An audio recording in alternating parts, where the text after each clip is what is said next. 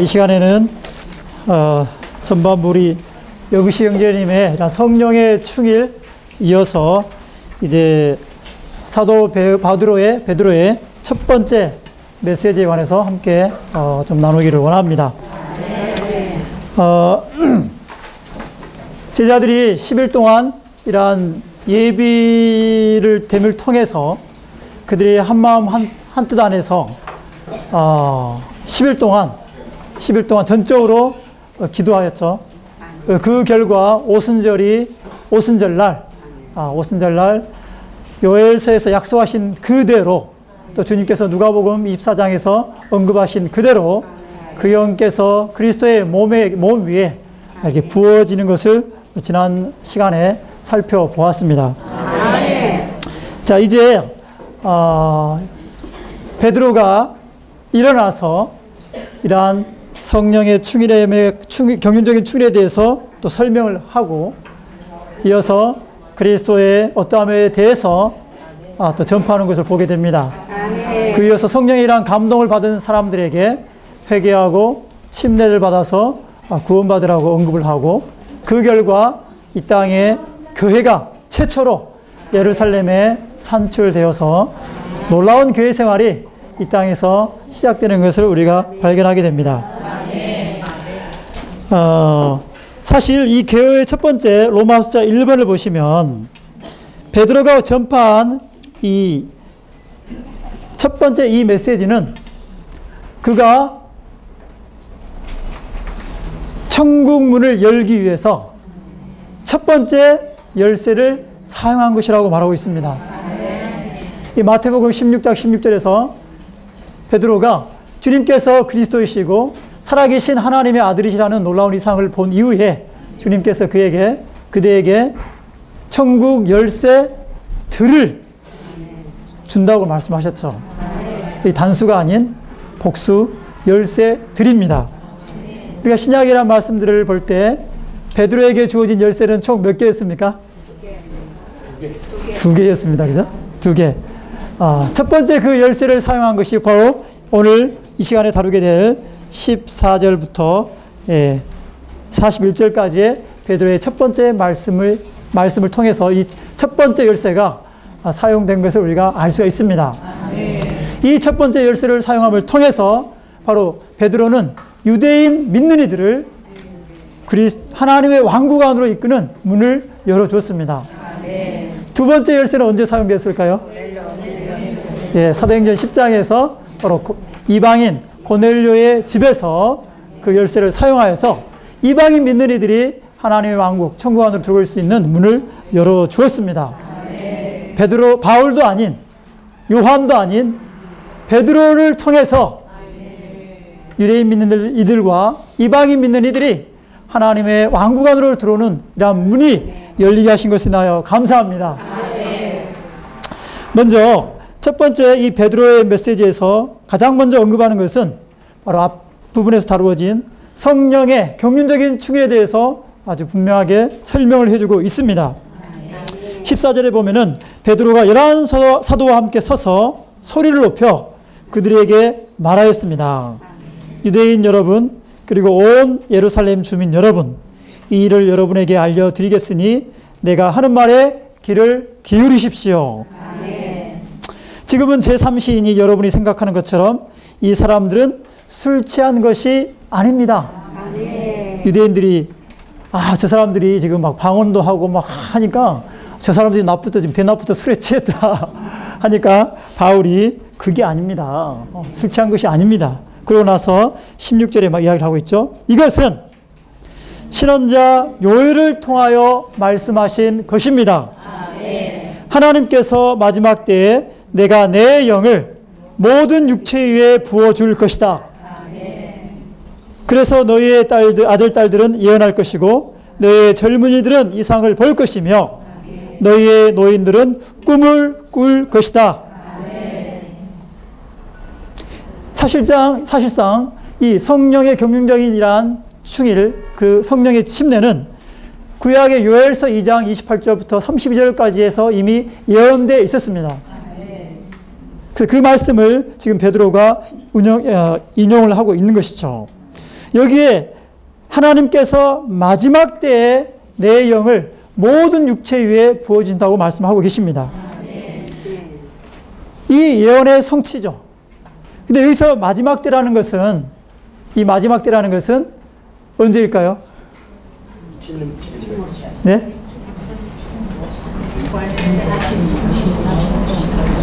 이 마지막 때는 저기 이 시대 마지막 때일까요? 아니면 주님이 부활하고 승천하신 바로 그때일까요? 사실 둘 다 정확한 표현은 아닙니다. 정확한 답은 아닙니다. 정확한 답은 주님이 승천하신 그때부터 해서 이 시대에 두 번째 오실 때까지, 그때까지를 다 포함하는 것을 바로 이 마지막 때라고 본 것이죠.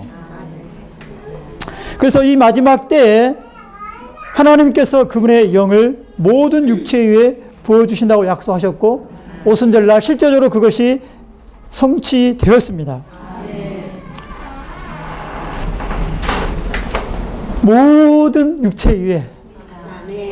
창세기 6장 3절에 보면은 하나님의 영께서 더 이상 사람들과 함께 하지 않겠다. 왜? 그들이 육체가 되었기 때문에. 그 전에는 하나님의 영께서 이 타락한 인류들을 그래도 어느 정도 그 타락을 막기 위해서 역사하셨죠. 사람들 가운데서 역사하셨지만, 이제는 그들이 육체가 되었고 약한 천사들과 연합되어서 완전 육체가 되었기 때문에 더 이상 하나님의 영이 그들과 함께 할 수가 없었습니다. 모든 육체를 하나님은 이제는 저버리고 심지어는 홍수로 쓸어버렸죠. 근데 여기에 놀라운 것은 이제 모든 육체 위에 그 영께서 부어질 수 있게 된 거죠.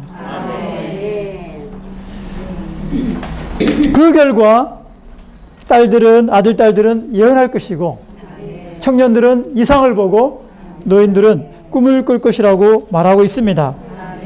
딱 19절에 보면은 내가 위로 하늘에서는 기이한 일들을, 아래로 땅에서는 표적들을 보일 것인데 그 피와 불과 연기이다.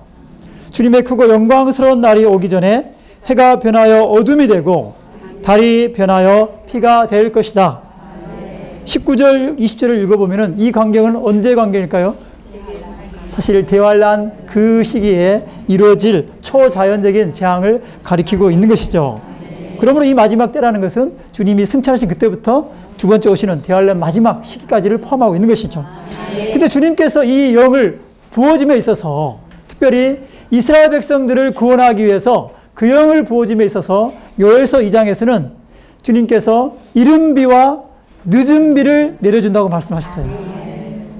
이른 비, 조금 빨리 오는 비겠죠, 그죠? 곧 보리를 수확하기 전에 내리는 비, 수확을 위해서.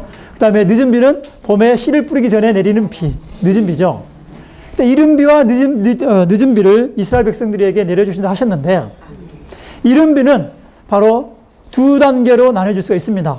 첫 번째는 바로 우리가 알고 있는 건 오순절 날, 사도행전 2장에서 유대인 믿는 이들에게 첫 번째로 부어졌죠. 근데 이것은 온전한 이른 비는 아닙니다. 이 이른 비를 미리 맛보는 것이죠. 온전한 이른 비는 대환란 직전에 이스라엘 땅으로 돌아온 유대인들에게 이른 비로서 그들에게 부어져서 그들의 일부가 구원받게 될 것입니다. 그러나 또 대다수의 이스라엘 백성들은 그들의 완고함으로 인해서 구원받지 못하다가 결국 적그리스도가 이스라엘 백성들을 완전히 멸하기 위해서 예루살렘을 포위하게 될 때, 그 절박한 순간에 주님께서 그 영을 늦은 비로써 이스라엘 백성 위에 쏟아부어짐을 통해서 그 당시 적그리스도의 핍박하에서 박해하에서 남아있던 소수의 이스라엘 백성들이 구원받게 될 것입니다. 그래서 주님은 이러한 이른 비와 늦은 비를 통해서 이스라엘 백성들을 온전히 구원하시게 될 것입니다. 이러한 말씀 이후에 21절에 보면은 같이 한번 읽어보시기 원합니다. 누구든지 주님의 이름을 부르는 사람은 구원을 받을 것이다 라고 말씀하셨습니다. 누구든지 주님의 이름을 부르는 사람은 구원을 받을 것입니다. 사실상 하나님께서 이 오순절날 부어진 그 영은 과정을 거치신 삼위 하나님의 최종 완결된 영입니다. 아버지의 어떠하심과 아들이 거치신 그 모든 어떠함들이 이 영 안에 다 포함되어 있죠. 삼위 하나님의 모든 풍성이 그 영 안에 포함되어 있는 것입니다. 이 영은 본질적으로 우리의 존재, 우리의 생활을 위해서 생명을 우리 안에 호흡으로 불어넣어졌고, 또한 경륜적으로 오순절날 능력의 영으로 우리 위에 옷으로서 입혀지는 영이죠. 하나님의 영은 이러한 모든 과정을 통해서 준비되어져 있습니다. 부어졌죠. 그러나 우리 믿는 이들 편에서는 그 영을, 하나님의 그 구원을 누리고 체험하기 위해서는 어떻게 해야 합니까? 주님의 이름을 불러야 하는 것입니다. 이 영을 받기 위해서 우리는 산에 가서 나무 뿌리 뽑을 필요 없어요. 다만 우리가 우리 존재를 돌이켜서 우리의 영 안에 돌이켜서 우리의 입을 열어서 주님의 이름을 부르기만 하면 우리는 삼위 하나님의 최종 완결된 그 영을 우리는 받아들이고 누리고 체험할 수가 있는 것입니다. 예전에 제가 청년 때 한 20년 전이죠. 보니까는 이 성경에 보면 방언하잖아요. 방언. 성령을 받자마자 방언하고 뭐 이적도 행하고 이런 것들이 참 이게 하고 싶은 마음 이런 게 있었어요, 사실은.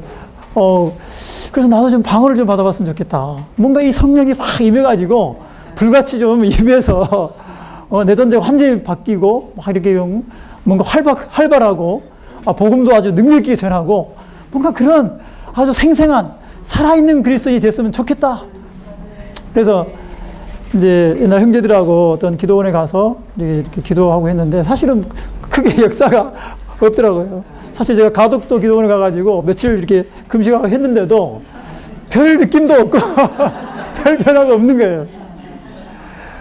그런데 어느 날 그 회복의 어떤 형제님을 통해서 이 생명의 놀라운 실행, 주님의 이름을 부르는 이 놀라운 실행을 소개받게 되었어요.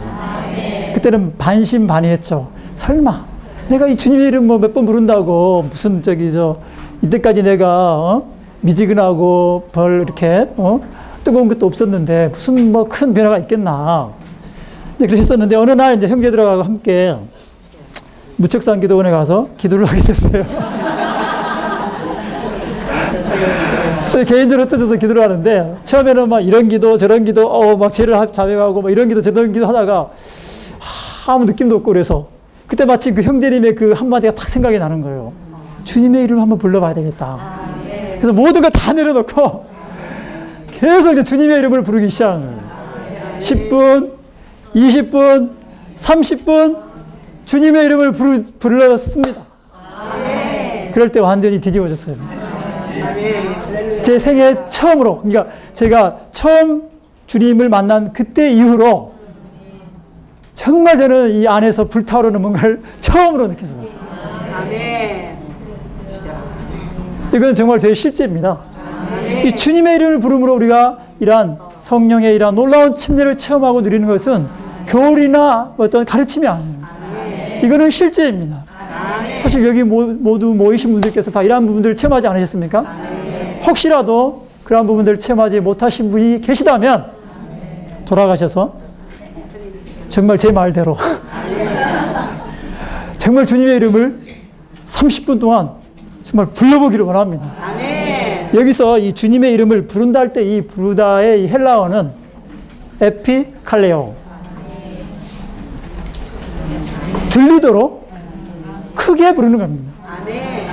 마치 스데반이 순교 직전에 주님의 이름을 불렀죠. 주 예수님. 순교 직전에 있는 사람이 주 예수님 이러지는 않았을 거 아니에요.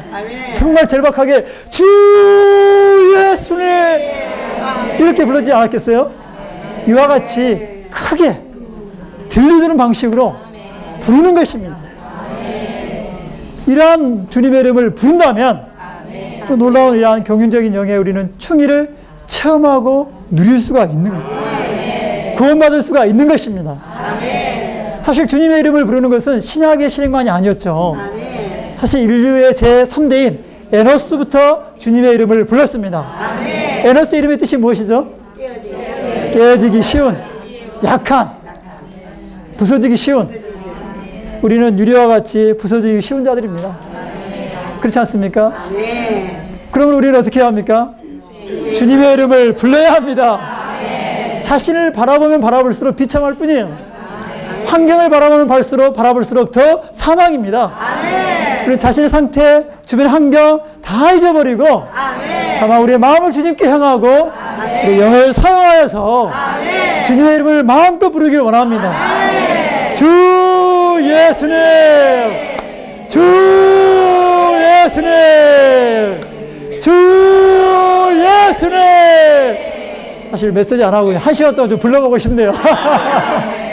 그렇지만 이걸 다뤄야 되기 때문에 돌아가셔서 꼭 불러보시기를 원합니다. 사실 초기에 이 믿는 이들의 이 주님의 이름을 부르는 것은 초기 믿는 이들의 일반적인 실행이었죠. 사도 바울이 믿는 이들을 박해하기 위해서 그들을 붙잡아서 대제사장에 넘기기 위해서 살폈는데 어떤 사람들을 잡아갔겠습니까? 만약 우리가 집에서 조용히 속으로만 이렇게 불렀으면은 안 잡혀갔겠죠. 근데 바울이 쭉 가다 보니까 어디서 주님 이름 부르는 소리가 들리는 거예요. 주 예수님, 주 예수님, 주님 사랑합니다. 이 예수 믿는 나사렛 당이다. 나사렛 이단이다. 딱 들어가가지고 문 열어가지고 잡아가지고 넘겼지 않았겠어요?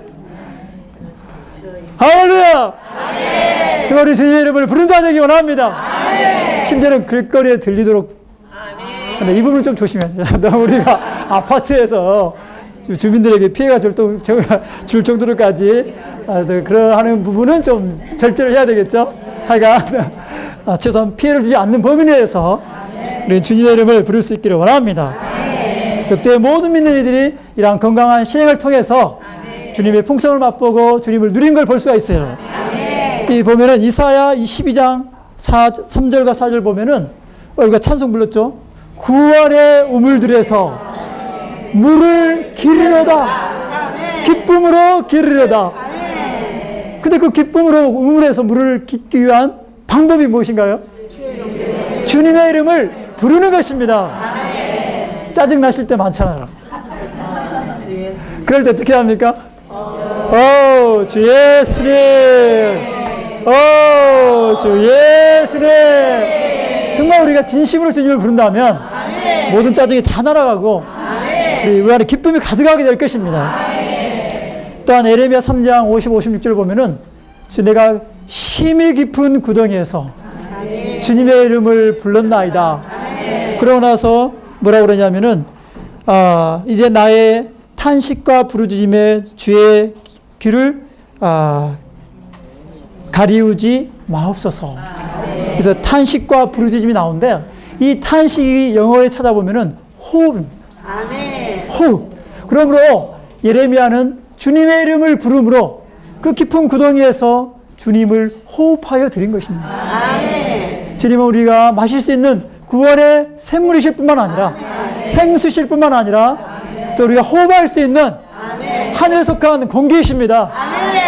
우리가 주님의 이름을 매일매일 부름으로 주님을 마음껏 생수로 마시고 하늘에 속한 공기로 우리가 호흡하는 자 되기를 원합니다. 할렐루야.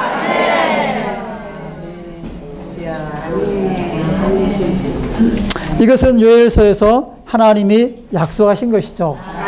할렐루야. 이 약속은 이미 성취되고 이루어졌습니다.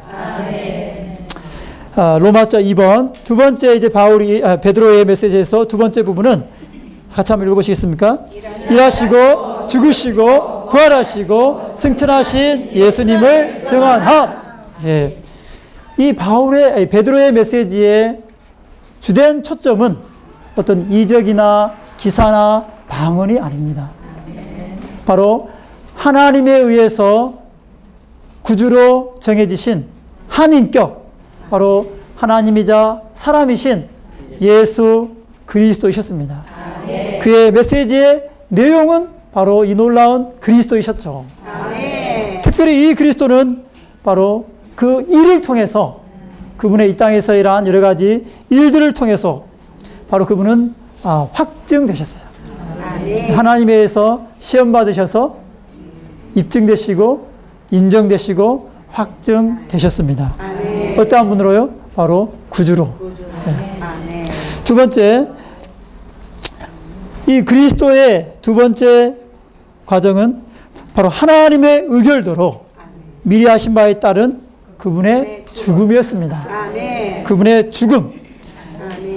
여기 23절에 그게 나와 있죠. 하나님의 의결대로 미리 하신 바에 따라 넘겨주신 이분을 여러분은 불법자들의 손을 빌려 십자가에 못 박여 죽였지만 이 그리스도의 죽음은 우연한 일이 아니었어요.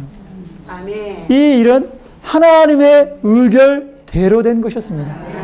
여기서 하나님의 의결이라는 말은 바로 영원 전부터 신성한 삼일성 안에 어떤 회의를 거쳐서 결정된 어떤 의결을 가리키고 있습니다.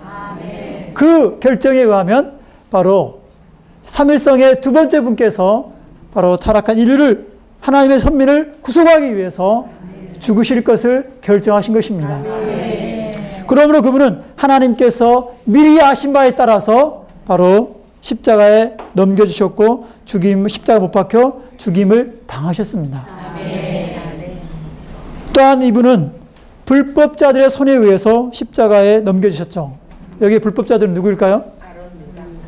네, 가룟 유다, 또 대제사장, 유대 종교인들, 종교 지도자들, 그 다음에 로마인들, 정치인들과 그의 수하들. 이 말은 바로 유대인들과 이방인들을 포함한 모든 인류에 의해서 주님이 십자가에 넘겨주셨음을 가리키고 있습니다. 여기에 불법자들의 손에 바로 우리의 손도 포함입니다. 우리도 또한 이 불법자들의 한 부분입니다. 바로 우리의 손으로 우리는 그리스도를 십자가에 넘긴 것이죠. 그러나 주님은 죽음에 넘겨지셨지만 24절에 어떻게 되어 있습니까? 하나님은 그분을 죽음의 고통에서 풀어 살리셨습니다. 왜 그랬습니까? 이것은 그분께서 죽음에 붙잡혀 계실 수 없으셨기 때문입니다. 할렐루야. 또한 26절, 27절 같이 한번 읽어보시기 원합니다. 그러므로 내 마음이 즐거워하였고 내 해가 크게 기뻐하였으며 또한 내 육체도 소망 가운데 안식할 것입니다. 주님께서 내 혼을 음부에 버리지 않으시고 주님의 거룩하신 분으로 썩지 않게 하실 것입니다. 비록 그분은 십자가에 넘겨주셔서 죽임을 당하셨지만 죽음의 고통 가운데 계셨지만 하나님은 그 고통을 풀으셔서 그리스도를 살리셨습니다. 왜냐하면 그분은 더 이상 죽음에 붙잡혀 계실 수 없었기 때문이죠. 왜 그분이 죽음에 붙잡혀 계실 수 없으십니까? 그분은 바로 부활 생명이시기 때문에 그분은 언제나 부활이십니다. 항상 살아계신 분이시죠. 그러므로 그분은 죽음에 의해서 붙잡혀 계실 수가 없는 분이셨죠. 오히려 주님은 그 죽음을 패배시키고 정복하시고 죽은 자 가운데서 살아나셨습니다. 특별히 하나님께서 그분을 살리셨다고 말하는 것은 바로 그분이 인성을 가진 사람임을 가리키고 있는 것이죠. 그분이 그 죽으시고 가신 곳은 어디죠? 네, 바로 땅속 중앙에 있는 음부의 낙원에 속한 부분이겠죠.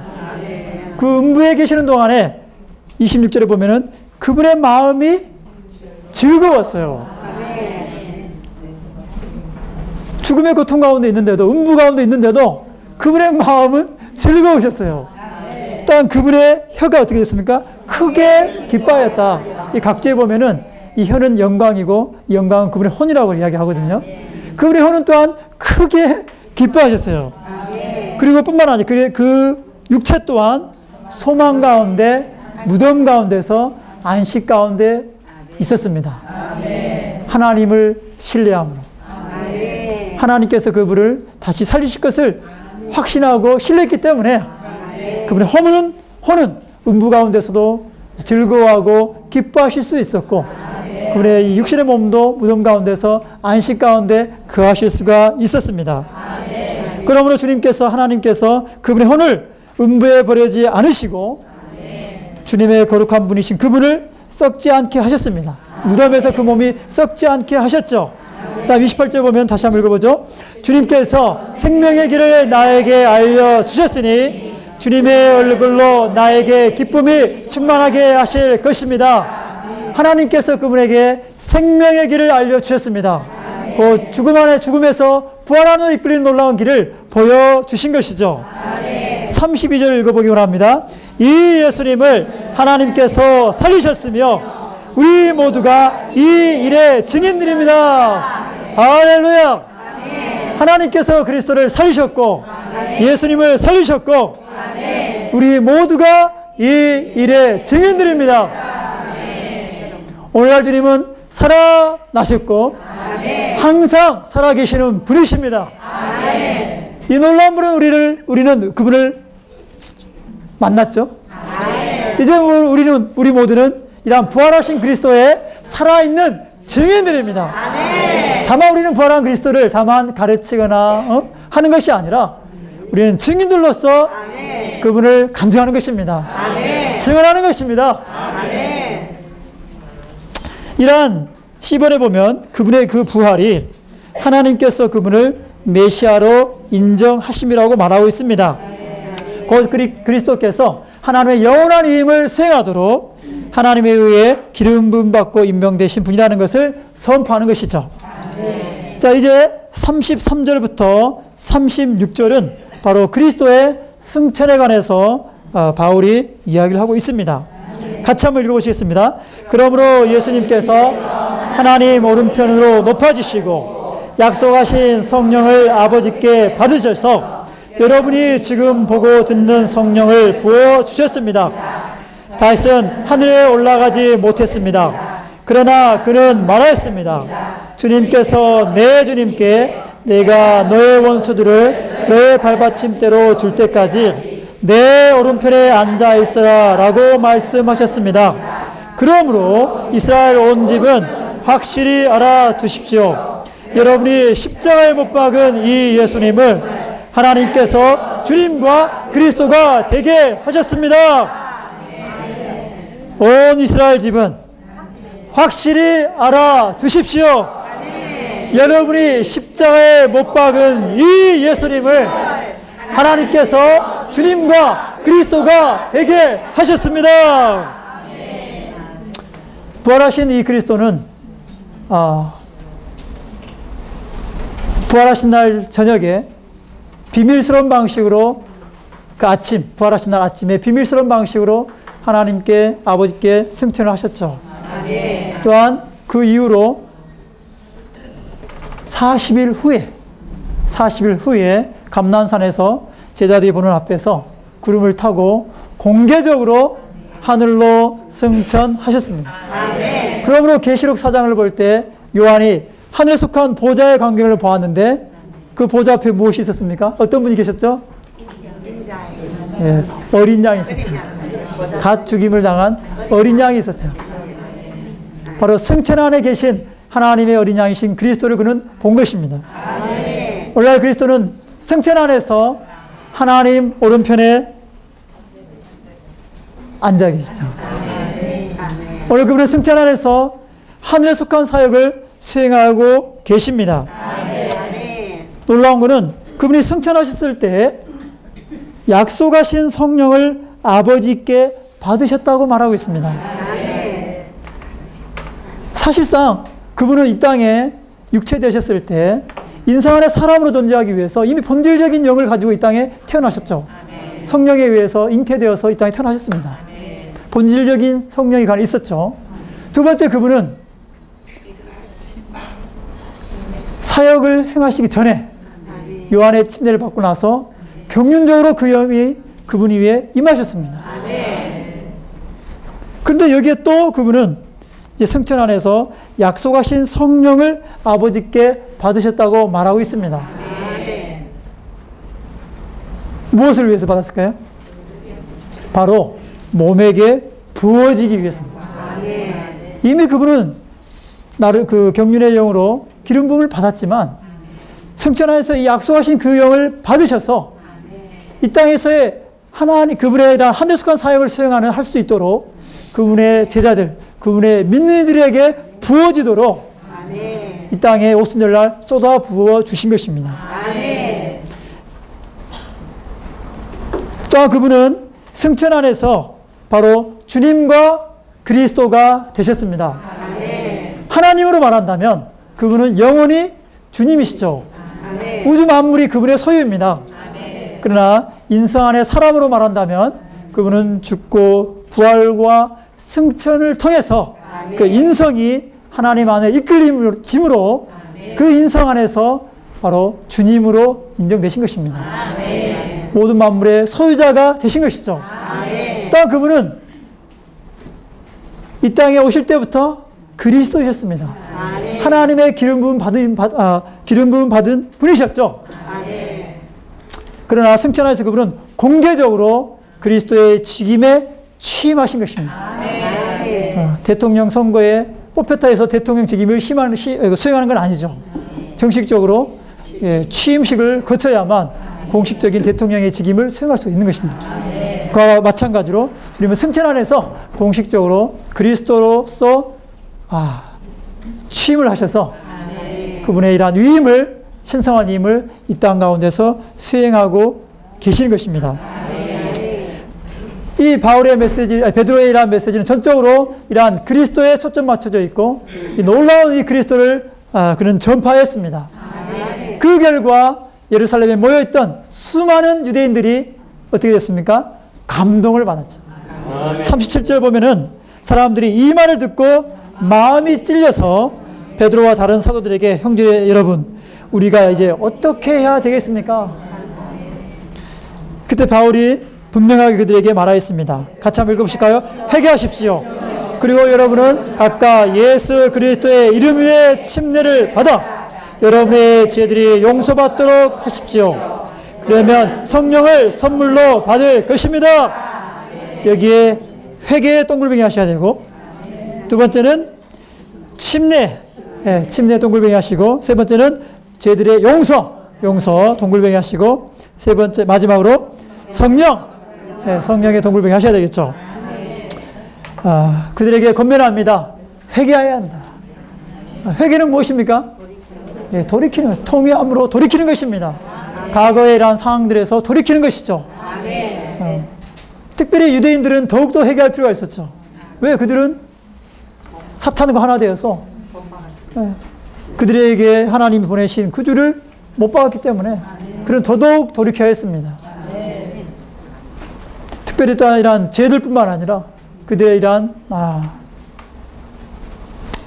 그들이 강탈하고 있는 세상의 어떠함들로부터, 하나님 아닌 모든 것들로부터 그들은 회개하고 돌이켜야만 했습니다. 회개하고 나서 그들은 어떻게 해야 합니까? 바로 예수 그리스도의 이름 위에 침례를 받아야 합니다. 그들의 모든 옛 상태를 다 물속에 장사 지내고, 그들의 모든 옛 병도 다 물속에 장사 지내고, 새로운 영역 안으로, 새 창조의 영역 안으로 그들은 옮겨질 필요가 있었죠. 특별히 그들은 유대인, 그들이 몸담았던 그 유대인 사회를 완전히 끝냈어야 했습니다. 새로운 영역인 그리스도의 몸 안으로 그들은 옮겨질 필요가 있었죠.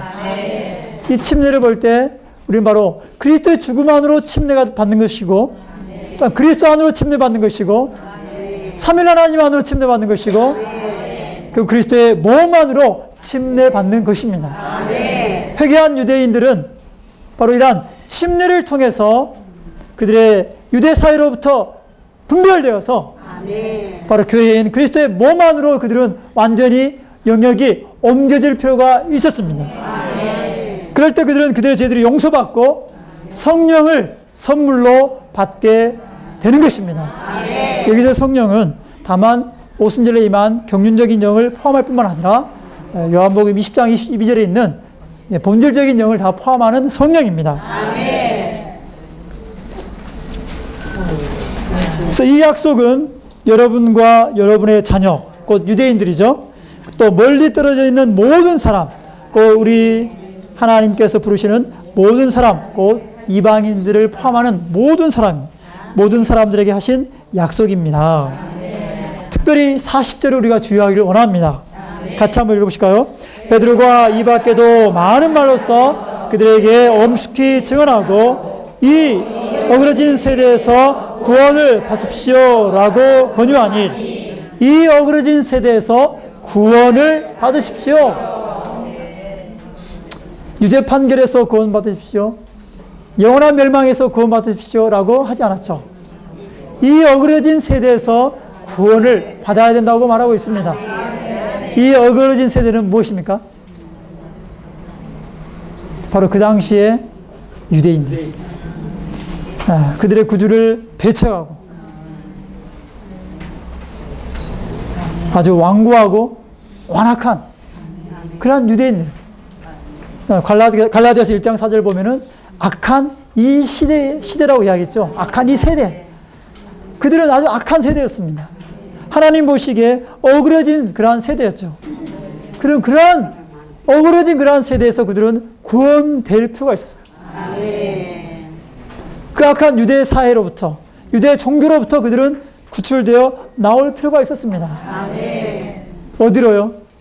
그리스도의 몸 안으로, 단체적인 교회 생활 안으로 그들은 구원될 필요가 있었습니다. 그러므로 이 오순절날 유대인들의 이러한 베드로의 전파를 통해서 회개한 유대인들은 침례받고 죄들이 용서받고 성령을 선물로 받을 뿐만 아니라 어그러진 그들의 세대로부터 구출되어서 바로 새로운 세대인 교회 생활 안으로 그들은 이끌려진 것이죠. 단체적인 몸의 생활 안으로 이끌려진 것입니다. 그래서 그날 침례받은 사람들이 총 몇 명이었습니까? 3,000명. 많은 숫자입니까? 너무 많잖아요. 3,000명. 저희 부산교회 해봐야 800명밖에 안 되는데 하루에 그냥 전파를 통해서 3,000명이 구원받았습니다. 많습니까? 결코 많은 숫자가 아니에요. 왜냐하면 그 당시 예루살렘 거주민이 100만 명, 또 오순절 절기를 지키기 위해서 온 지중해 연안에서 온 유대인들이 얼마나 많았겠어요. 뭐 숫자를 정확하게 해야 할 수는 없지만 엄청난 많은 수의 유대인들이 있었어요. 근데 베드로가 이렇게 성령의 능력으로 전파를 했는데도 불구하고 3,000명 구원받았다는 것은 우리의 관념으로 많아 보이지만 그렇게 많지 않다는 거죠. 그 말은 그 당시에 그 유대인들이 너무나도 완고하고 완악한 어그러진 세대였다는 것이죠. 그러나 하여간 어찌됐든 3,000명이 구원받은 것을 위해 주님을 찬양합니다. 놀라운 교회 생활 안으로 더해졌고 최초로 바로 이 땅에 하나님이 그토록 갈망하시던 그 비밀의 경륜이 이 땅에 성취되었죠. 바로 교회가 최초로 이 땅에 예루살렘에 출현하게 되었습니다. 교회 생활이 시작되었죠. 자, 42절부터 마지막 40절은 초기에 이 교회 생활의 모습을 우리에게 보여주고 있습니다. 이 교회 생활의 이 모습은 우리에게 오늘날에도 우리에게 아주 좋은 본이죠. 자, 42절부터 47절까지를 빨리 함께 읽기를 원합니다. 그들은 사도들의 가르침과 교통 안에 꾸준히 머물며 떡을 떼는 것과 기도하는 것을 꾸준히 계속하였다. 모든 사람에게 경외하는 마음이 생겼으며 사도들을 통하여 많은 기이한 일들과 표적들이 일어났다. 믿는 사람들이 모두 함께 있으면서 모든 것을 공동으로 소유하고 재산과 소유를 팔아서 모든 사람에게 각 사람의 필요에 따라 나누어 주었다. 그들이 날마다 한마음 한뜻으로 성전에 모이고 이 집 저 집에서 떡을 떼기를 꾸준히 계속하고 기쁨과 단순한 마음으로 함께 음식을 먹으며 하나님을 찬양하고 모든 사람 앞에서 은혜를 얻었다. 그래서 주님께서 구원받는 사람들을 날마다 더하시어 합치셨다. 할렐루야. 정말 우리가 다 꿈꾸는 교회 생활 아닙니까? 그렇지 않습니까? 그죠? 이 초기에 이 교회 생활 가운데 있는 믿는 이들은 네 가지 것을 꾸준히 한 것을 볼 수가 있습니다. 첫 번째는 사도들의 가르침과 교통. 이 두 가지는 사도들에 속한 것이죠. 그래서 아주 꾸준히 그 안에 꾸준히 머물렀습니다. 사도들의 가르침은 무엇입니까? 그 각주에 보면은 그리스도와 교회에 관한 하나님의 신약 경륜을 밝혀주고 계시하는 것입니다. 곧 마태복음부터 계시록까지 복음서와 서신서와 계시록을 포함하는 신약 성경 전체가 바로 사도들의 가르침입니다. 이러한 가르침을 받아서 그들은 교통 안에 꾸준히 머물렀습니다. 요한일서 1장 보면은 이 그리스도의 몸 안에는 다른 교통이 없고 유일한 하나의 교통이 있죠. 그걸 바로 사도들의 교통입니다. 사도들이 먼저 삼위 하나님과 교통하고 우리는 사도들과 함께 교통함을 통해서 결국 삼위 하나님의 교통 안에 함께 참여하게 되는 것입니다. 하나님의 이 땅에서의 공동의 목적을 위해서 함께 참여하게 되는 것이죠. 오늘 그리스도의 몸 안에는 다른 교통이 없습니다. 다른 가르침이 없습니다. 오직 유일한 한 가르침, 사도들의 가르침이 있고 그 가르침에 근거한 유일한 교통인 사도들의 교통만이 있습니다. 우리는 다른 분열적인 모든 교통들을 다 거절하고 다른 가르침을 다 우리는 거절합니다. 우리 건강한 가르침, 사도들의 가르침 안에 꾸준히 머물 뿐만 아니라 그 교통 안에 머무르는 자가 되기를 원합니다. 두 번째는 무엇을 했습니까? 떡을 떼는 것과 기도하는 것을 꾸준히 계속하였습니다. 그들은 떡을 일주일에 한 번만 뗐을까요? 여기 보면 뒤에 46절 보면은 이 집 저 집에서 떡을 뗐습니다. 아마 날마다 뗀 것 같아요. 날마다 떡을 뗐습니다. 그리고 또한 기도하는 것을 꾸준히 계속하였죠.